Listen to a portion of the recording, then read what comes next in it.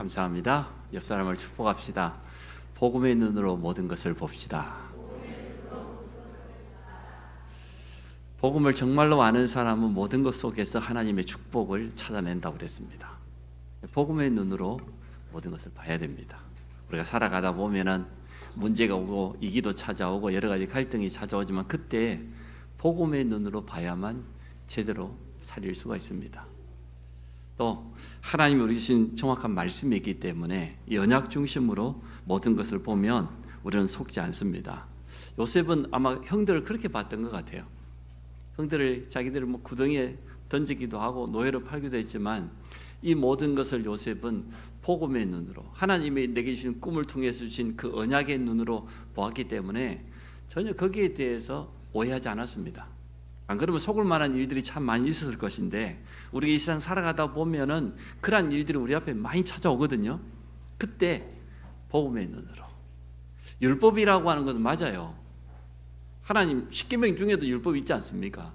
근데 그 율법은 사람을 살리지를 못해요. 맞는 말이지만 근데 복음은 사람을 살리게 되어 있습니다. 그래서 우리가 모든 사건을 보고 모든 일, 문제를 볼 때에 복음의 눈으로 보시기를 축복합니다. 그래야 사람을 살릴 수 있습니다. 다윗이 사울왕에 대해서 오해한 적이 있습니까? 끝까지 섬기면서 도와주는 것을 보게 되어집니다.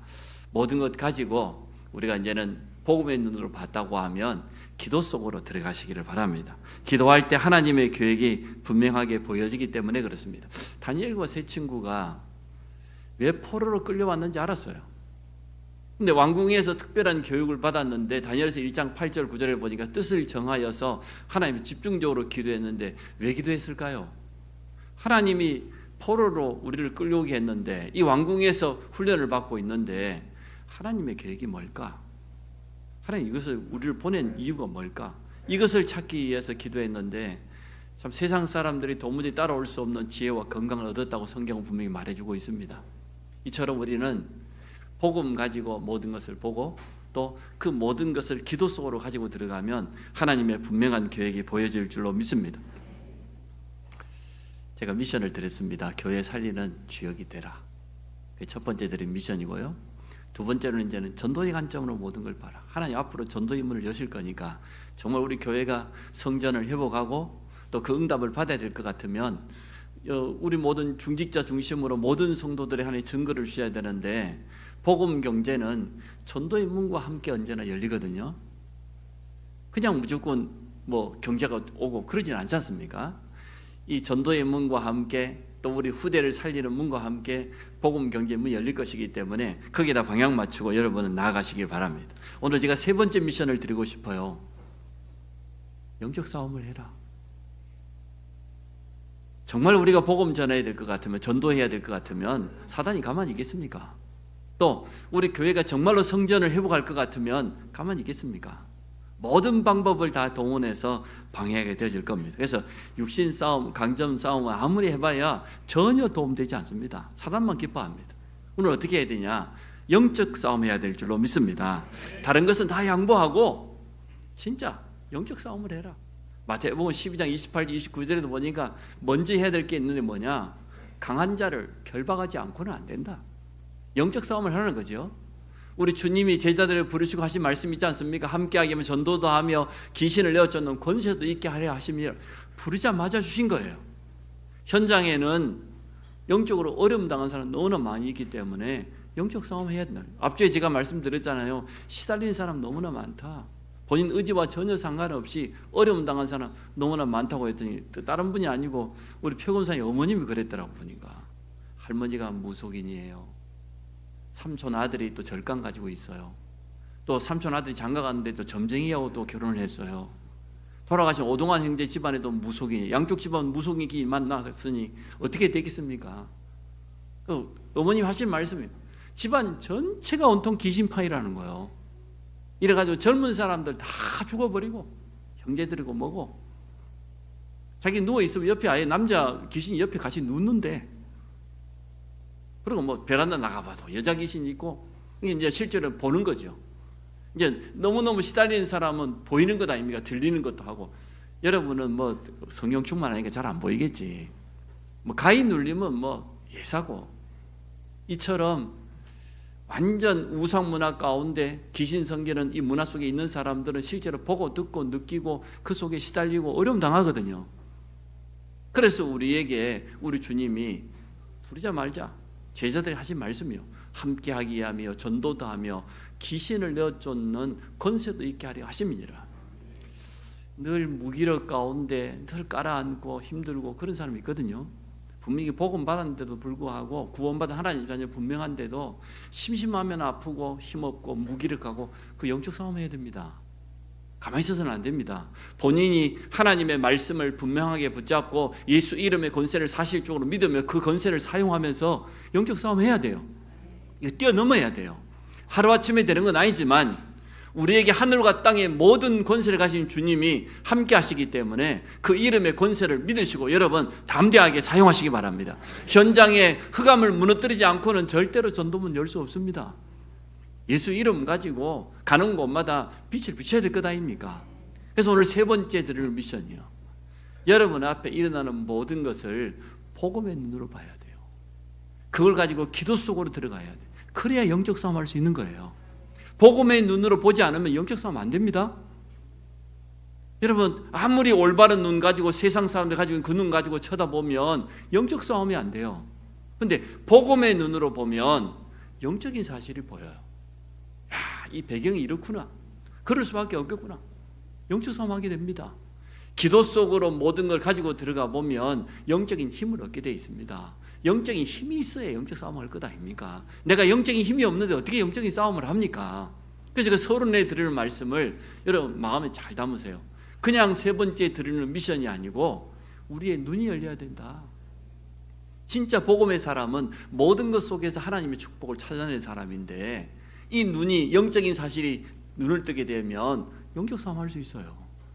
진짜 기도로 영적인 힘을 얻으면 가만히 있어도 그 자체가 영적 싸움이 되어져요. 오늘 제목이 제단과 뜰입니다. 첫 번째, 성막 안에 들어가면 제일 첫 번째 맞이하는 게 뭡니까? 제단인데 그냥 제단이 아니고 번제단이에요. 희생 제물을 잡아가지고 피해배를 드리는 거예요. 무슨 말입니까? 번제물을 잡아서 단 위에 올려놓고 불태워 드리는 것이 오늘 제단인데, 성막 지성소 안에는 하나님의 임재인데 그 지성소에 들어가기 전에 성막 안에 문을 열고 들어가면 제일 첫 번째 맞이하는 게 제단입니다. 무슨 의미입니까? 죄인은 결코 하나님 앞에 설 수 없습니다. 제 문제를 해결하지 않고는 절대로 안 돼요. 창세기 2장에 분명히 약속했거든요. 먹는 날에는 반드시 죽으리라. 하나님과의 선악과 계약을 깨뜨리고 죄에 빠진 인간은 하나님 앞에 설 수 없어요. 영적 사망이기 때문에 하나님 만나는 순간 죽어요. 하나님과 원수라고 돼 있어, 성경에 보니까. 그래서 하나님이 임재하시는 그 성소 안에 들어가려고 하면 제일 먼저 뭐 해야 되냐? 제단에서 피예배를 드리고 제 문제를 해결받아야 돼요. 그래야만 하나님 앞에 나갈 수 있는 겁니다. 희생 제물을 가지고 피를 뿌려야 되는 겁니다. 이 구약의 모든 예배의 핵심이 여기에 있는 것 아닙니까? 제사장이라 할지라도 하나님 앞에 나갈 수 없어요. 그 성소 안에는 제사장도 들어갈 수 있거든요. 근데 그 지성소, 하나님이 임재하신 그 지성소는 제사장이라도 들어갈 수 없어요. 오로지 딱 한 사람, 대제사장만 1년에 딱 한 번 들어갈 수 있어요. 대속죄일 날. 그런데 대제사장 할지라도 하나님에 나아갈 때는 피를 2개를 들고 나갔어요. 첫째는 수소간지의 피, 자신의 죄와 모든 제사장들의 죄를 해결하는 피를 먼저 들고 가고, 두 번째 이쪽에는 뭡니까? 염소의 피, 이스라엘 모든 백성의 죄를 용서받기 위해서 이 2가지의 피를 들고 지성소 안에 들어가서 뿌렸어요. 그래야만 하나님을 만날 수 있는 거예요. 그 대제사장은 한 번밖에 안 돼요. 그럼 하물며 제사장이 할지라도 또 성도라 할지라도 하나님 앞에 나아갈 때는 구약에는 반드시 피예배를 드려야 되는 겁니다. 희생제물을 드려야 되는 겁니다. 우리의 죄를 용서받아야만 하나님 앞에 나아갈 수 있는 겁니다. 이게 제단의 참된 의미입니다. 그러면 우리는 어떻게 해야 됩니까? 구약에는 피예배를 뿌렸는데, 희생제물을 드렸는데 우리는 어떻게 하나님 앞에 나올 수가 있습니까? 여기에서 오늘 우리는 분명한 답을 얻어야 안 되겠습니까? 세상의 방법과 다르죠? 모든 종교는 틀린 걸 말해요. 왜? 원인도 모르니까. 성경은 분명히 밝혀놓고 있습니다. 우리는 어떻게 하나님 앞에 나아갈 수 있는가? 대속물 대신 예수 그리스도의 십자가의 피를 의지하여서 하나님 앞에 나아갈 수가 있습니다. 로마서 5장 8절에 우리가 아직 죄인 되었을 때 그리스도께서 십자가에 죽으심을 하나님 우리에 대한 자기의 사랑을 확증하셨다고 그랬는데, 이 한마디 속에 얼마나 진리가 들어있습니까? 우리가 죄인 되어 있는 그때에 그리스도께서 우리를 위해서 대속물이 되셨어요. 희생제물이 되셨어. 그래서 그 그리스도의 피를 힘입어서 나아가는데, 히브리 10장에 보니까 이제는 성소 앞에 그것도 담대하게 나갈 수 있다는 거예요. 염소의 피도 아니고 송아지의 피도 아니고 자기의 피로 우리의 죄를 영원히 속죄해 버렸어요. 담대하게 그 이름을 힘입어서 하나님 앞에 나아갈 수 있다고 성경은 말해놓고 있습니다. 이게 오늘날 우리가 회복하는 제단입니다. 그런데 그 제단에는 두 번째 보니까 동서남북으로 4개의 뿔이 있어요. 제사장들이 제단에서 희생제사에 피를 뿌리고 그 피를 묻혀가지고 제단 이 4뿔에다가 발랐어요. 이건 또 뭘 의미합니까? 제단이 있으면 되지. 또 제단 뿔이 있어요. 이 제단 뿔은 하나님의 구원의 능력과 피난처를 의미합니다. 그래서 실수로 범죄한 사람, 실수로 살인한 사람이 어디로 가야 되냐? 성막 안으로 달려가서 뭘 붙잡아야 됩니까? 제단불을 붙잡아야 돼. 내가 일부러 그런 게 아니고, 고의로 한 것이 아니고, 실수로 내가 범죄했을 때, 살인까지 했을지라도 내가 실수를 했다고 하면 가장 먼저 달려가서 성막에 제단불을 붙잡으면 그 누구도 그 사람을 벌할 수가 없어요. 이게 제단불의 의미예요. 실제로 그러한 일들이 성경 속에는 기록되어 있습니다. 오늘 제단과 이 4뿔이 우리에게 주는 영적인 의미가 분명합니다. 예수 그리스도는 우리의 모든 죄를 영원히 속죄하신 대속물이 되셨다. 희생물이 되셨다. 이제는 그 뿔을 붙잡으면 돼요. 여러분 실수했습니까? 범죄했습니까? 그리스도를 붙잡으시기 바랍니다. 십자가를 붙잡으시기 바랍니다. 실수하면 사단이 제일 먼저 달려옵니다. 그 이름 자체가 참소자, 고발자 그런 뜻이잖아요. 우리 마음속에다가 죄책감을 막 가져다 줘요. 네가 장로가 돼가지고 이런 실수를 하고, 네가 목사가 돼가지고 네가 믿는다고 하면서, 그러한 것은 필요한 거예요. 그런데 그 죄책감 속에 우리가 완전히 잠겨버리기를 원해요. 그것을 통해서 완전히 무너져 버리기를 원해요. 왜? 참소자니까. 또 우리 주위에 있는 많은 사람들의 시선과 눈빛이 우리가 실수한 부분들, 우리가 연약한 부분들을 자꾸만 드러내기를 원합니다. 하나님은 그렇지 않습니다. 내가 실수하고 범죄한 그 자리에 제단불을 붙잡았던 것처럼 요한일서 1장 9절에 뭐라고 했어요? 만일 너희가 너희 죄를 자백하기만 하면 그는 미쁘시고 의로우사 우리를 모든 불의 가운데서 깨끗게 하실 것이다. 우리의 모든 죄악을 사해 주실 것이다. 저는 한동안 우리는 사실을 세상 살아가면서 행동으로, 말로, 우리 마음속으로 여러 가지 실수 많이 했습니다. 범죄 많이 했습니다. 저도요. 하루에 1시간씩 걸어보려고 하는데, 걸을 때 저는 기도하기 위해서 걷잖아요. 한참 기도하고 있는데 기도하다 보면 나도 모르게 내 생각이 저 어디 가 있어. 기도하지 않고 무슨 생각이 그렇게 많이 떠오르는지. 마음과 생각이 내 마음대로 됩니까? 안 됩니까? 안 돼요. 잘 안 돼. 그래서 내가 기도하겠다고 목사가 나와가지고 걸으면서 기도하다가 또 어디 빠져 삼천포로 빠져가지고 그럴 때가 참 많아요. 그래서 저 돌이킵니다. 이처럼 나는 연약하구나. 내가 하나님 앞에 선다고 하면서도 순간순간 눈에 보이는 거, 들려지는 거, 생각, 무의식 속에 빠져가지고 영적인 축복을 잃어버릴 때가 저는 솔직히 너무나 많습니다. 그래서 계속 기도하지 않으면 안 돼요. 너무너무 기도가 안 될 때는 아예 TV 봅니다. 그냥 마음을 확 내려놔 버려야 되니까. 그럴 때가 필요하잖아요. 그러면서 또 다시 마음을 다잡고, 여러분도 그럴 겁니다. 나도 모르게 영적인 축복 놓쳐버리고 세상 일에 푹 빠져있는 우리 자신을 발견할 때가 있을 거예요. 괜찮아요. 그때 돌이켜서 그리스도의 십자가를 여러분 붙잡으시기를 바랍니다. 성막 안에는 보니까 뜰이 있었습니다. 오늘 본문에 보니까 9절에도 그랬죠. 우리가 읽었습니다마는 너는 성막에 뜰을 만들지니 남쪽을 향하여 뜰 남쪽에 너비가 100규빗의 세마포 휘장을 쳐서 그 한쪽에 당하게 할지니. 그래서 이 성막이 결국은 발전되어서 성전이 되었는데 성전 안에는 한 4가지의 뜰이 있었어요. 제일 첫 번째, 이방인의 뜰이 제일 가에 있었어요. 이방인들이 와서 하나님 앞에 예배하고 기도할 수 있도록 솔로몬이 그렇게 기도했지 않습니까? 이방인이라 할지라도 하나님 앞에 나와서 예배하고 회개하면 하나님은 그 기도를 들으시고 응답해 주십시오. 이방인의 뜰이 있었어요. 유대인들만 하나님 앞에 나가는 게 아니고 타 민족들도 하나님께 나와서 예배드릴 수 있는 그 뜰이 있었어요. 두 번째, 제사장의 뜰이 있었어요. 제사장들이 출입하는. 그리고 여인의 뜰이 있었어. 유대인 여자들이. 또 오늘 또 한 가지 뜰이 더 소개되어 있죠. 이스라엘의 뜰이 있었어요. 이 4가지의 뜰이 있었다고 성경에는 기록되어 있습니다. 그럼 아이들의 뜰은 어디에 있냐? 여인의 뜰, 이스라엘 남자들만 들어갈 수 있는, 유대인들만 들어갈 수 있는 이스라엘의 뜰, 여기에는 아이들이 같이 출입할 수 있었어요. 후대들이 같이.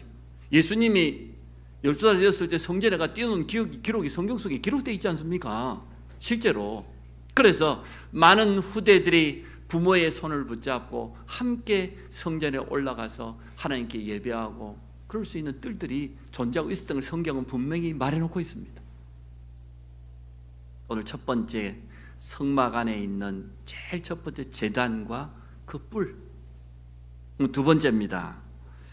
우리는 오늘 이 제단을 통하여서 우리 마음속에 꼭 새겨야 됩니다. 성막이 만들어지기 전에 이미 단을 쌓은 사람들도 있었습니다. 그 단이 가지고 있는 의미가 뭡니까? 물론 예배인데 그 예배 속에는 어떠한 의미가 있습니까? 제일 첫 번째, 노아입니다. 구원의 감사로 단을 쌓은 노아와 그 가족들을 한번 생각해 보세요. 아니, 네피림 시대에 얼마나 죄악이 간영했던지 하나님 세상을 물로 심판했어요. 40일 동안 비가 쉬지 않고 내렸어요. 아마 4일 동안만 홍수가 와도 세상이 물난리 날 건데 40일 동안 내렸어요. 어떻게 온 세상이 다 물로 잠겼다고 했습니다. 노아가 방주 안에서 나오지를 못했어요. 얼마 만에 나왔냐 그러면 1년 지나 나왔어요. 1년 지나고 10일 더 있다가 거의 370일 만에 나왔어요. 노아가 방주에서 나와서 제일 먼저 한 게 뭡니까? 단을 쌓았다고 그랬어요. 정결한 짐승, 정결한 새를 잡아가지고 하나님께 단을 쌓았는데 그 예배는 어떤 의미입니까? 구원에 대한 감사합니다. 세상이 네피림으로 홍수로 심판당할 때 그 가운데 방주 되시는 그리스도 안에 있던 이 노아와 그 가족들이 하나님 앞에 제일 먼저 드린 그 제단은 뭐냐 말이에요. 구원에 대한 감사. 이게 오늘 첫 번째 우리가 회복해야 될 제단입니다. 모든 성도는 하나님 앞에 나올 때 뭘 가지고 나와야 되냐? 구원에 대한 감사와 감격 가지고 여러분 나오시기를 바랍니다. 하나님의 확실한 증거를 주었죠. 다시는 물로 세상을 사람 때문에 심판하지 않겠다고 무지개를 보여주셨잖아요. 두 번째입니다. 아브라함이 쌓았던 단이 있습니다. 이미 성막 이전에 존재했던 거죠. 아브라함이 어떠한 단을 쌓았습니까? 창세기 13장에 보니까 조카 롯을 떠나보냈어요. 지금까지 아브라함이 가지고 있었던 남아있던 불신앙은 여전히 있었습니다.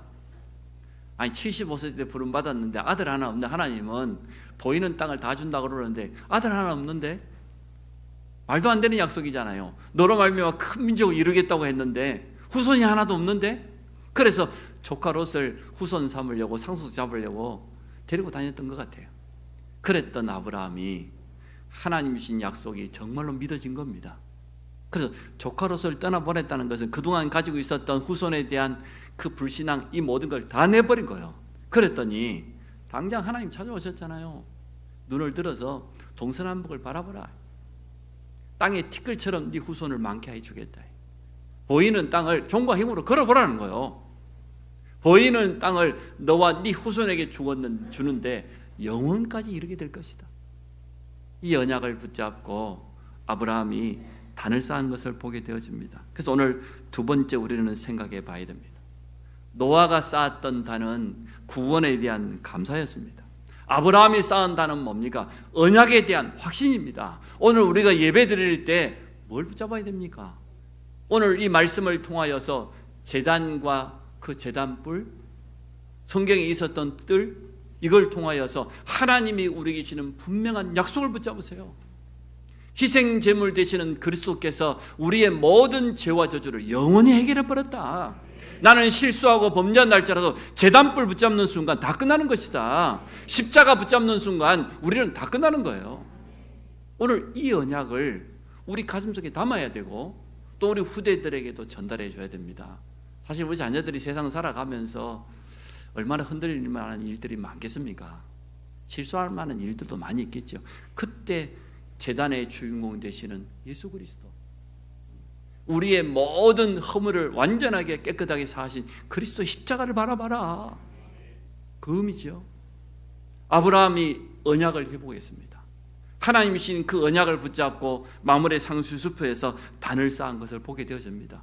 오늘 우리 모든 성도들이 이 응답 누리시기를 바랍니다. 세 번째, 다윗입니다. 다윗 이스라엘 왕이 되었습니다. 말년이 되니까 나라가 아주 부강해졌어요. 얼마나? 1,000망대를 세워서 나라를 대적으로부터 든든하게 지켰을 뿐만 아니라 이제는 안정이 돼가 아니고 이 다윗 왕이 이 말년에요 마음이 변했어요. 군대 장관 요압을 불렀어요. 우리나라가 이렇게 잘 사는 거 보니까 한번 조사를 한번 해보자. 뭔 조사를 했습니까? 인구 조사를 했어요. 각 지파별로, 각 족속별로 전국을 돌아다니면서 한번 조사를 해보자. 요압이 말렸어요. 그 하나님 앞에 우리가 겸손해야 되는데, 근데 다윗 왕이 자기의 치적을 드러내기를 원했어요. 그래서 인구조사를 했습니다. 인구조사를 다 마쳤습니다. 그때 되니까 하나님 뭐라고 하십니까? 하나님은 교만한 것 기뻐하지 않으세요. 잠언서 16장 8절에도 보니까 이 교만은 뭡니까? 멸망의 가장 앞잡이라고 그랬어요. 하나님은 겸손한 자를 사용하시거든요. 가시라고 하는 선지자를 하나님이 다윗 왕에게 보내서요, 하나님이 당신의 교만으로 말미암아 범죄를 준 그 범죄로 말미암아 하나님이 벌을 주시는데 세 가지 중에 하나 택하라는 거예요. 제일 첫 번째가 뭡니까? 하나님 앞에서 세 가지 하나 택하라는 것인데, 아니 우리가 지금 대적으로 말미암아서 당신이 석 달 동안 도망을 가렵니까? 아니면은 여러 가지 가뭄으로 말미암아서 그 1년 동안 고통을 당하렵니까? 마지막으로 뭡니까? 3일 동안 전염병이 오는데 그 중에 하나를 택하라는 거예요. 그 다윗이 택한 게 뭡니까? 3일 동안 전염병을 택했습니다.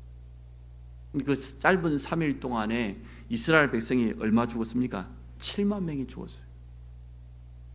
이처럼요, 영적인 지도자가 하나님 앞에 겸손하지 못하고 교만하게 되어지면 많은 사람들이 어려움을 당하게 됩니다. 그 저를 위해서 여러분 기도해 주시기를 바랍니다. 하나님 앞에서 끝까지 겸손하게 쓰임받기를 원합니다. 그래서 하나님은 지금도 역사하심을 온전히 보기를 원합니다. 아니 1년 동안 기근을 당할래, 원수를 피해서 한 달 동안 도망을 다닐래, 아니면 3일 동안 전염병을 당할래, 이게 다윗 왕의 실수입니다. 그런데 이 재앙을 끝내는 비밀을 하나님 알려주셨어요. 아라우나 타작마당에 언약궤가 있는데 거기 가서 하나님 앞에 번제를 드리라는 겁니다. 번제를 드리는 순간 3일 동안 있었던 모든 저주 재앙을 완전 끝냈어요. 이거 기억해야 돼요. 자, 오늘 하나님이 성막 안에 제일 먼저 제단을 만들었다고 그랬는데 그 예배인데, 단을 쌓은 사람들의 이 특징을 보니까 이 예배를 통해서 우리가 가장 회복해야 될 게 뭐냐? 참된 구원의 감사와 감격을 놓치지 마라. 두 번째, 예배는 하나님이 내게 주신 언약을 확실하게 붙잡는 시간이다. 세 번째, 모든 저주 재앙을 완전 끝내는 비밀이 예배 속에 있다. 우리가 하나님 앞에 돌이킨다고 하면 어떠한 재앙도 다 멈추게 될 것이다. 다윗 왕이요, 아라우나에게 찾아갔을 때 아라우나가 뭐라고 합니까? 내 땅과 번제로 드릴 소와 나뭇가지 다 드리겠다, 다 준비해 주겠다. 다윗 왕이 뭐라고 합니까? 아니다. 나는 하나님 앞에 예물을 드릴 때, 예배를 드릴 때 공짜로 하지 않겠다, 내 것으로. 그래서 예배는 헌신입니다. 예배는 여러분의 중심을 담은 헌금이 필요합니다. 그게 올바른 예배거든요. 그래서 오늘 세 가지를 통하여서 단을 쌓을 때 어떤 일이 일어났는지, 우리가 예배드리는 이 시간에 어떠한 역사가 일어나는지 우리 모든 성도들이 꼭 붙잡으시기를 바랍니다. 아브라함이 이삭을 드렸던 그 장소가 이 장소예요. 솔로몬이 성전을 지었던 그 장소가 아라우나 타락마당이에요. 놀라운 비밀이 이 속에 담겨 있는 거죠. 마지막으로 세 번째입니다. 새 뜰을 회복하는 성전입니다. 오늘 9절에 성막 안에 뜰이 있었다고 했는데 이게 성전으로 결국은 바뀌어졌으니까요. 이방인의 뜰을 회복하기 원합니다. 이방인이 하나님 앞에 나와서 예배드릴 수 있는 그런 뜰이 참 필요합니다. 오늘도 우리 태국 사람들 중심으로 점심을 준비했다고 해요. 아마 오늘 태국 음식 맛보게 되어질 겁니다. 참 감사하죠. 우리는 저들 가운데서 제자 한 사람 일어나기를 원해요. 오늘 우리 장로님이 기도했던 것은 역성교할 수 있는, 어떤 분은 한국에 와서 가정을 이루고 결혼하는 그런 분도 있잖아요. 이들 가운데서 사명을 깨달은 한 사람이 일어나서 자기 본국에 복음을 전하고 제자를 파송하는 그러한 역선교의 역사가 일어나도록 여러분 기도해 주시기 바랍니다. 당장 이번 주 금요일 토요일 우리 다민족 수련회가 있습니다.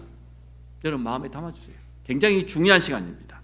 내 집은 만민이 기도하는 집이라고 성경은 분명히 말하고 있습니다. 어떠한 사람이라 할지라도 하나님 앞에 나올 수 있도록, 그래서 이방인의 뜰을 준비하고 다민족 사역자들이 훈련되어져서 이들에게 복음이 증거되어지고 TCK와 많은 후대들이 살아나는 그러한 응답을 우리 교회가 함께 누리기를 원합니다.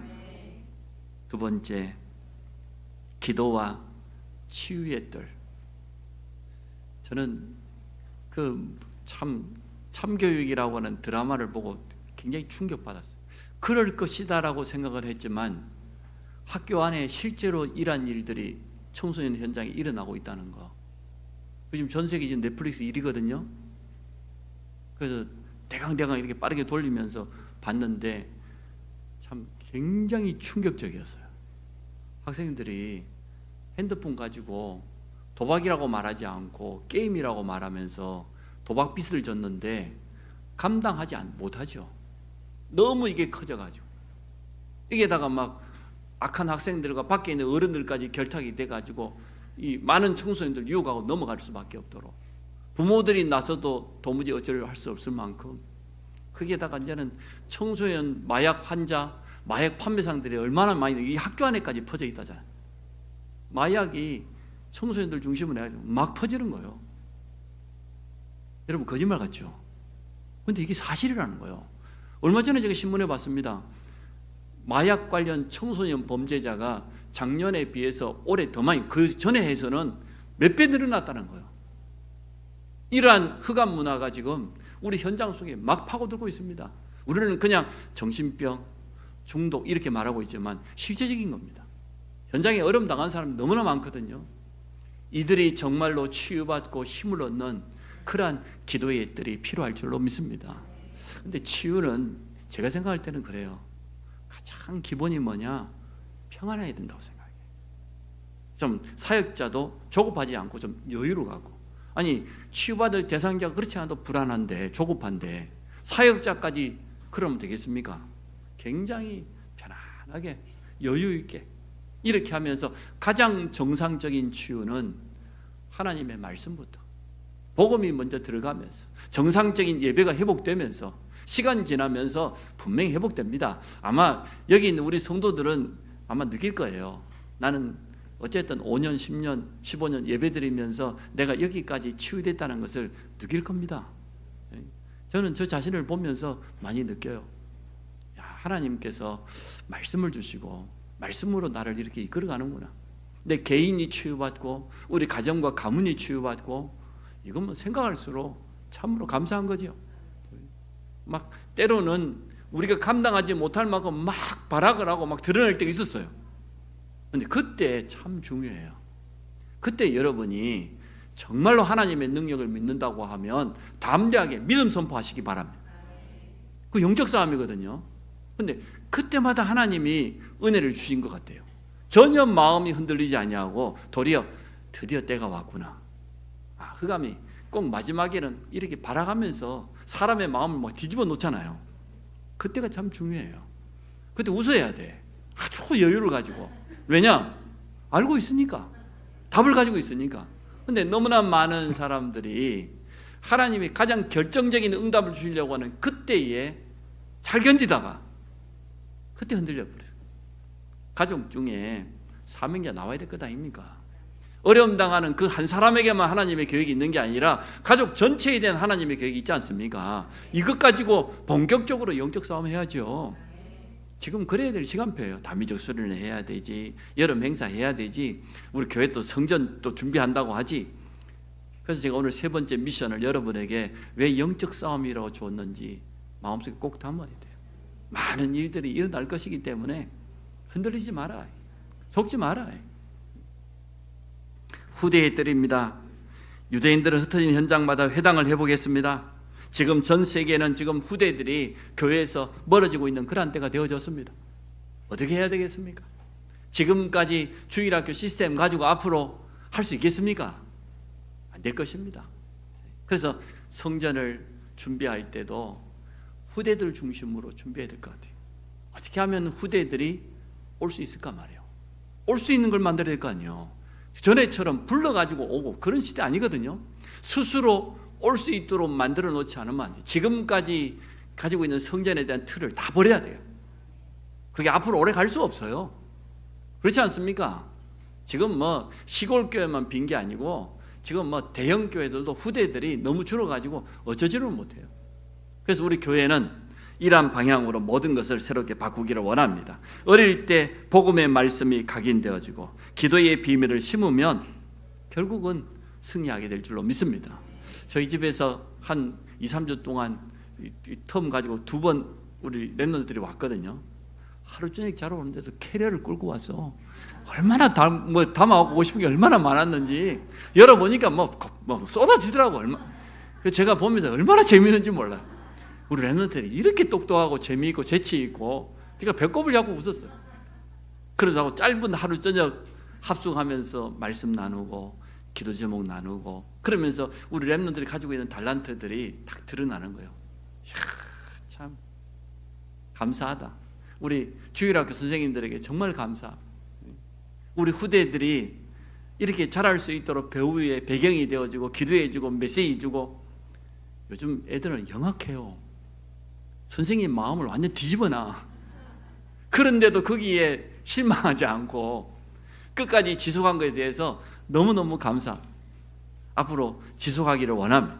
짧은 시간이지만 하루 저녁 집중을 통하여서 아이들의 여러 가지 면을 보게 되어져요. 그러면서 기도 제목도 주고 거기에 맞는 메시지도 주고 함께 인도받아요. 달란트도 조금씩 발견되기도 하고. 아마 여름 행사가 그럴 겁니다. 수련을 하고 성경학교를 하면서 후대들과 집중할 수 있는 최고의 시간 되기를 주의 이름으로 축복합니다. 결론을 맺습니다. 성막 가장 첫 번째 제단이라고 그랬는데 우리가 회복해야 될 예배는 뭐냐? 오늘 세 가지로 설명했습니다. 구원의 감사가 있는 예배, 또 언약을 회복하는 예배, 모든 재앙과 저주를 끝내는 그러한 예배. 이게 우리가 회복해야 될 제단이에요. 그 제단불을 붙잡으면 돼요. 내가 실수했다 할지라도 그거 전혀 문제되지 않습니다. 그러면서 두 번째 성막의 뜰입니다. 우리 교회가 회복하기 원하는 이 세 가지 뜰을 놓고 여러분 기도해 주시기 바랍니다. 그래, 결론 중에 결론이 뭐냐? 이 일을 하려다 보니 영적 싸움 해야 된다. 복음의 눈으로 모든 사람을 보면서 영적 싸움 해야 된다. 복음의 눈으로 보지 않으면 영적 사실이 제대로 보이지 않아요. 영적 싸움 해야 된다. 정말 기도의 영적인 힘을 얻으면 영적 싸움에 얼마든지 승리하게 돼 있다. 이러한 승리의 축복을 누리시기를 주의 이름으로 축복합니다. 하나님, 오늘 제단과 뜰을 통하여서 영적인 의미를 올바로 회복하며 우리가 회복해야 될 예배의 축복 속으로 들어가기를 원합니다.